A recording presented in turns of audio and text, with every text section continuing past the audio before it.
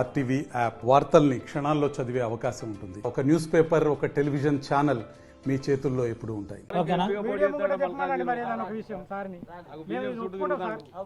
Shalivahana power ప్లాంట్కు సంబంధించిన కార్మికులు ఆందోళన చేస్తున్నారు. ఎందుకు ఆందోళన చేస్తున్నారు, ఎందుకోసం ఈరోజు నేరుగా ఫ్యాక్టరీ ముందు, మూతపడ్డ ఫ్యాక్టరీ ముందు కూర్చుండి నిరాహార దీక్ష చేస్తున్నారు, తెలుసుకునే ప్రయత్నం చేద్దాం. ఎందుకు చేస్తున్నారు, ఏంటి అసలు విషయం? 2002 సంవత్సరం వల్ల ఈ పవర్ ప్లాంట్ అనేది ప్రారంభమైంది. మంచి క్యాపిటల్ ఉన్నది, మంచి ఇక్కడ వాతావరణం ఉన్నది, ఇండస్ట్రియల్ ఏరియా కాబట్టి ఈ ప్రాంతానికి సంబంధించింది ఉద్యోగ అవకాశాలు దొరుకుతాయి. ఈ మంచిర్యాలకు సంబంధించిన పవర్ ప్లాంట్ పడితే ఇవాళ ఇక్కడ కార్మిక వర్గం పెరుగుతుంది, కార్మికుల సంక్షేమం పెరుగుతుంది అని చెప్పేసి ఆలోచనకు వచ్చేసిండ్రు. 2022లో దీన్ని క్లోజ్ చేస్తామని చెప్పేసి నోటీస్ ఇవ్వకుండా, చట్ట ప్రకారం నోటీస్ ఇవ్వకుండా కూడా దీన్ని క్లోజ్ చేసిర్రు. వాళ్ళు క్లోజ్ చేసుకున్నారు. ఈ పవర్ ప్లాంట్తోనే కోట్లాది రూపాయలు సంపాదించారు. 30 ఎకరాల భూమి ఉన్నది. ఇవాళ ఒక్క ఎకరానికి దాదాపు 6 కోట్లు 7 కోట్లు ఉన్నది. వీళ్ళకు రావాల్సిన టర్మినల్ బెనిఫిట్స్ ఎంత ఉన్నాయంటే దాదాపు ఒక 10 కోట్ల రూపాయలు అయితే కావచ్చు. వీళ్ళకు ప్రత్యామ్నాయ మార్గం చూపెట్టరు, వాళ్ళకు జీత భత్యాలు లేరు, 18 నెలల నుంచి జీతాలు లేవు, వాళ్ళకు రావాల్సిన టర్మినల్ బెనిఫిట్స్ లేవు, సిఎంపిఎఫ్ లేదు, ఈపీఎఫ్ లేదు, ఏది లేదు. అడ్వాన్స్ మనం సెటిల్మెంట్ చేసినప్పుడు ఖచ్చితంగా ఒక కార్మికునికి ఆయన ఎంతైతే సర్వీస్ ఉంటుందో ఆ సర్వీస్ కాలంలో ప్రతి నెల పొందే జీతం కూడా చెల్లించాలి పేమెంట్ ఆఫ్ వేజెస్ యాక్ట్ ప్రకారం. అది కూడా లేదు. లేబర్ డిపార్ట్మెంట్ దగ్గర ఐడి యాక్ట్ ప్రకారం కూడా చర్చలు జరిగినప్పుడు ఒకసారి వస్తారు, రెండోసారి మూడోసారి తప్పిస్తారు. అక్కడ కూడా మంచి వాతావరణంలో రారు. అటువంటి వాతావరణంలో వీళ్ళకు రావాల్సిన బెనిఫిట్ రావాలని చెప్పేసి మేము ఈ సందర్భంగా ఈ నిరాహార దీక్ష అనేది స్టార్ట్ చేశారు. దీంట్లో ప్రధానంగా కార్మిక వర్గంతో ఎవరైతే ఆడుకుంటారో, కార్మికులతోని చెలగాటమాడే అధికారులు కావచ్చు, మేనేజ్మెంట్ కావచ్చు, ప్రజాప్రతినిధులు కావచ్చు, ఎవరైనా కూడా మీరు మొన్నటికి మొన్న చూసిర్రు ఎంత తిరుగుబాటు జరిగిందో. అదే బెనిఫిట్స్ ఏం కావాలని అడుగుతున్నారు, ఎందుకు అడుగుతున్నారు, అసలు బెనిఫిట్స్ ఇంతకుముందు ఎందుకు ఇవ్వలేదు? ఇదివరకు ఓన్లీ జీతం ఇచ్చిండ్రు, చాలని జీతం. అది చట్ట ప్రకారం కాదు, అది గవర్నమెంట్ జీవో కాదు. ఇవాళ పవర్ సంస్థలకు ఉన్న జనరేషన్కు సంబంధించిన జీతభత్యాలు కావు. ఆ జీతం పోను 35,000 జీతం ఉన్నది. ఆ జీతం కూడా 18 నెలల నుంచి పెండింగ్లో ఉన్నది. క్లోజర్ చేస్తామని ఎప్పుడైతే వాళ్ళు ఇంటర్నల్గా నోటీస్ వాళ్ళు చేసుకున్నారో అప్పటి నుంచి జీతం రావాలి, 18 నెలల జీతం రావాలి. ఆ 18 నెలల జీతం కూడా ఇప్పటివరకు రాలే. వాళ్ళకి సంబంధించిన సిఎంపిఎఫ్ వాళ్ళు ఎంతైతే చేసారో 2002 నుంచి 2022 వరకు అంటే దాదాపు ఒక 15 సంవత్సరాలు 16 సంవత్సరాలకు సంబంధించిన సిఎంపిఎఫ్ భవిష్యనిధి, ఆ భవిష్యనిధి కూడా పేమెంట్ చేయలేదు. అడ్వాన్స్గా నువ్వు ఫ్యాక్టరీ మూసేస్తా అన్నప్పుడు దానికి గుడ్విల్ అనేది చూపెట్టాలి, ఆ గుడ్విల్ కూడా చేయలేదు. అటువంటి టర్మినల్ బెనిఫిట్స్ అన్నీ పెండింగ్లో ఉన్నాయి. యాజమాన్యం ఏమంటుందంటే ఇవాళ ఈ పవర్ సంస్థలతోని కోట్లు సంపాదించుకున్నారు, ప్రభుత్వాలతోటి సబ్సిడీ కూడా తీసుకున్నారు, కోట్ల రూపాయలు ప్రభుత్వం నుంచి కోట్ల రూపాయలు సబ్సిడీ కూడా తీసుకున్నారు. అయినప్పటికీ కూడా వీళ్ళు ఎట్లున్నదంటే మేనేజ్మెంటు వాళ్ళే పోరాటం చేస్తారు, వాళ్ళే వెళ్ళిపోతారు, మేము మిగిలించుకోవచ్చు అనే ఆలోచన ఉన్నది. ఇది పబ్లిక్ ప్రాపర్టీ. ఈ ప్రాపర్టీకి సంబంధించింది కూడా ఆయన ఎక్కడున్నా కూడా చట్టం ఉన్నది. ఆ చట్టం ప్రకారం కూడా ఖచ్చితంగా బిఎంఎస్ నుంచి ఆయన తీసుకొస్తాం. ఏ రోడ్డు మీద అంటే ఆ రోడ్డు మీద నిలబెడతాం. ఎక్కడైతే ఉన్నదో లేబర్ డిపార్ట్మెంట్ అక్కడ కూడా సెటిల్మెంట్ చేస్తాం. అక్కడ కూడా కాలేని పరిస్థితి ఉంటే హయ్యర్ అథారిటీకి పోతాం, అవసరమైతే కోర్టుకు పోతాం. అనా పైసతో సహా వడ్డీతో సహా చెల్లించడానికి అలా బిఎంఎస్ పనిచేస్తుందని చెప్పేసి మేము తెలియపరుస్తాం. బిఎంఎస్ ఈరోజు శాలివాహన పవర్ ప్లాంట్ నందు మరోసారి ఇలా రిలే నిరాహార దీక్ష చేయడం జరుగుతుంది. ఈ దీక్షలో ముఖ్యంగా కార్మికుడు రావాల్సినవి 14 నెలల నుండి సతాయిస్తూ ఉన్నారు యాజమాన్యము. రేపు అంటున్నారు. కనీసం ఏమిస్తావు కార్మికుడికి? ఇండస్ట్రియల్ యాక్ట్ ప్రకారం ఇవి రావాల్సినవి ఉన్నాయి. మా హక్కు మీ ఇంట్లోకి వెళ్ళి ఇమ్మంటలేము, మీ కంపెనీలోకి వెళ్ళి ఇమ్మంటలేము. మా కార్మికుడికి కష్టపడ్డ దానికి ఏం రావాలి ఇండస్ట్రియల్ యాక్ట్ ప్రకారము. దాని ప్రకారమే ఒక లెక్క చూపెట్టమంటే లెక్క చూపెట్టకుండా 14 నెలలు కాలయాపన చేసిరండి. 14 నెలలు అంటే ఒక్క నెల జీతం రాకపోతే గిలగిల కొట్టుకుంటాడు ఒక కార్మికుడు. అలాంటి పరిస్థితిలో ఇప్పటివరకు పోరాటాన్ని ఇక్కడ దాకా తీసుకొచ్చినాము. ఇక మేము చావో రేవో అనే పరిస్థితిలో ఇక్కడ దిగడం జరిగింది. ఖచ్చితంగా యాజమాన్యానికి ఒకటే, దాని ఫౌండర్, దాని అధినేత మాల్కా కుమరయ్య గారికి, ముఖ్యంగా మీకు ఢిల్లీ పబ్లిక్ స్కూల్ ఓనర్ మరియు Pallavi education owner, Shalivahana power plant green energy owner పెద్దవాళ్ళు, మీరు ఆర్థికంగా వెల్ సెటిల్ అయిన వాళ్ళు, ఇలా మా భూమి ఇచ్చి ఇలా మీకు పురోగతి కొరకు ఇలా ఇండస్ట్రీ పెట్టుకోవడానికి ఎంతోమందికి ఉపాధి అయిద్దని మేము 30,000 రూపాయలకు ఎకరం చొప్పున ఇచ్చామండి. ఇలా మేము ఇలా రోడ్డు మీద పడే పరిస్థితి ఏర్పడుతుందని మేము ఏ రోజు అనుకోలేదు. మనిషి లైఫ్ ఎంత అండి? మినిమం 60 సంవత్సరాలు. ఇలా 45 సంవత్సరాలకే మా ఉద్యోగాలు పోతే మమ్మల్ని ఎవరు తీసుకుంటారు? ఈరోజు వేరే ఉద్యోగం చేసుకునే పరిస్థితి లేదు. ఇవాళ ఇంట్లో ఇలా బియ్యం లేని పరిస్థితి ఉంది, ఇవాళ కూడుగుడ్డ లేని పరిస్థితి ఉన్నది.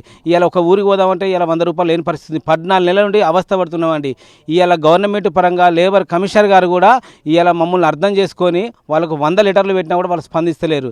మేము ఇక కేసు కూడా చేస్తామని లాస్ట్కి విసిగిపోయారు. మేడం మేము ఒకసారి లాస్ట్ ప్రయత్నం చేస్తాం అని ఒక పోరాటం చేస్తున్నాం. అంటే చూడండి, ఇలా గవర్నమెంట్ యాక్ట్ పక్కన రావాల్సిన ఇవ్వకపోవడం అంటే ఇలాంటి వ్యక్తిని మేము మాకున్న 25 సంవత్సరాల ట్రేడ్ యూనియన్లో ఎప్పుడూ చూడలేదు. ఏం చేయబోతున్నారు రానున్న రోజుల్లో? కార్మికులందరూ శాలివాహన మూతపడ్డ ఫ్యాక్టరీపై ఏం చేయాలి?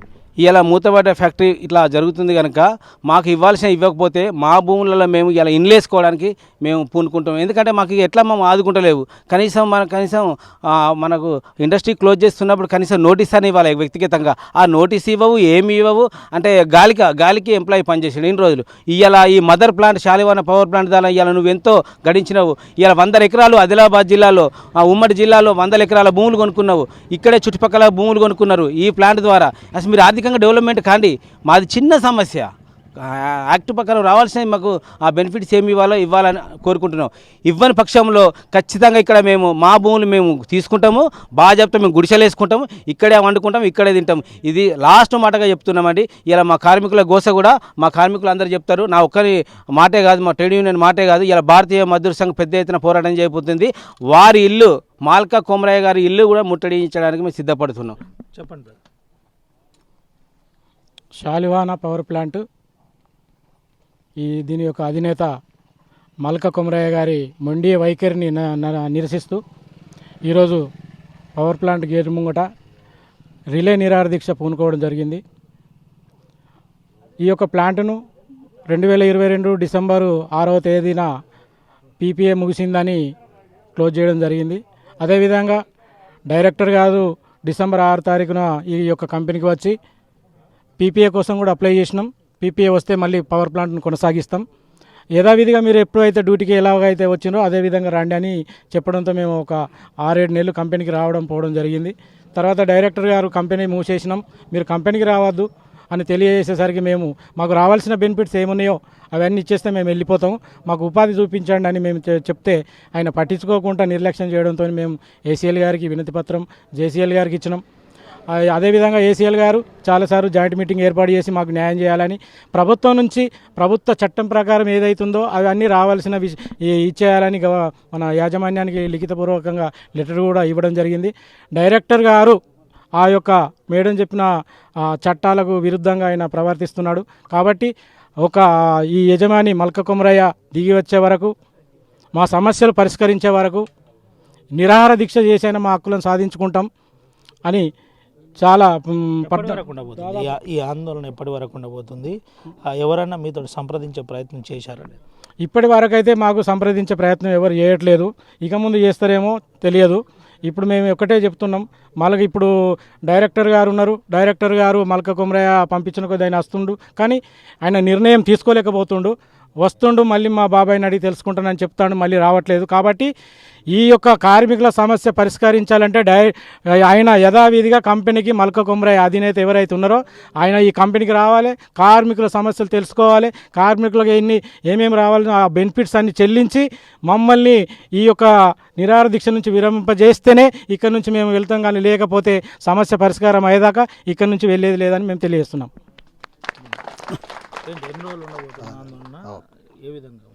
గత 20 సంవత్సరాలుగా శాలివాహన యాజమాన్యంలో కార్మికులు చాలని జీతాలతో 20 సంవత్సరాలు కార్మికులుగా పనిచేసినప్పటికీ పీపీఏ అయిపోయిందన్న నెపంతో కార్మికులకు చెప్పకుండానే కంపెనీ యాజమాన్యం మూసివేయడం జరిగింది. అదేవిధంగా మేము లేబర్ ఆఫీస్ చుట్టూ ఎన్నో సంవత్సరాలుగా, దాదాపు సంవత్సరంగా తిరుగుతున్నాం. ఎన్నోసార్లు యాజమాన్యం దాటవేసే ధోరణి చేస్తూ మీకు సాలరీస్ ఇస్తామని ఒక మాట చెప్పడం, సాలరీస్ లేవు మేము మూసేసినామని ఒక మాట, చట్ట ప్రకారంగా రావాల్సిన బెనిఫిట్స్ ఏవైతుందో తప్పనిసరి కార్మికులకు ఇవ్వాలని ఎన్నోసార్లు మొరబెట్టుకున్నాం. గత సంవత్సరం కూడా ఎండి గారి ఇంటికి వెళ్ళి కూడా మా సమస్యను వివరించడం జరిగింది. కొద్ది రోజులుగా తిండి తిప్ప లేకుండా కార్మికులు సంవత్సరం నుంచి శాలివాన యాజమాన్యంతో పోరాడుతూనే ఉన్నాం.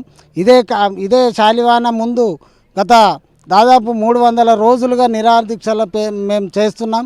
కానీ యాజమాన్యం మమ్మల్ని పట్టించుకోకపోవడం, అదేవిధంగా కార్మికులకు కనీసం తిండి తిప్పలు లేకుండా ఎన్నో అవస్థలు పడుతుంటే యాజమాన్యానికి తప్పనిసరి చర్చించి కార్మికులతోటి సమస్య పరిష్కరించాలని కోరినా కూడా యాజమాన్యం మొండి వైఖరిని అవలంబిస్తూ అటు పోలీసుల ద్వారా కానీ లేకపోతే యాజమాన్యం ఇంకోరి ద్వారా కానీ రాజకీయ నాయకుల ద్వారా అట్లాంటి వేధింపులకు కూడా గురి చేయడం జరిగింది గత ప్రభుత్వంలో. ఇప్పుడు ఇవన్నీ కొనసాగాయని తెలియజేస్తూ కార్మికులు సమస్య పరిష్కరించే వరకు కంపెనీలోనే ఉండడం జరుగుతుంది. అవసరం వస్తే కంపెనీ భూమిలో మేము ఇండ్లు కట్టుకొని కుటుంబాలతో ఇక్కడనే నివసిస్తామని యాజమాన్యం హెచ్చరిస్తున్నాం. ఈ కార్మికులకు ఏం జరిగినా కూడా యాజమాన్యమే బాధ్యత వహించాలని మేము కోరుకుంటున్నాం.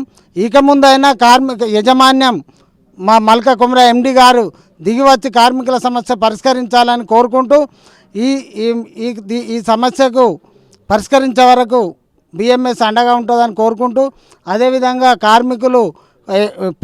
ఈ కార్మికుల పోరాటం ఆగదని తెలియజేస్తున్నాం. ఇది పరిస్థితి. ప్రధానంగా ఎండి కొమరయ్య పూర్తి స్థాయిలో స్పందించట్లేదు.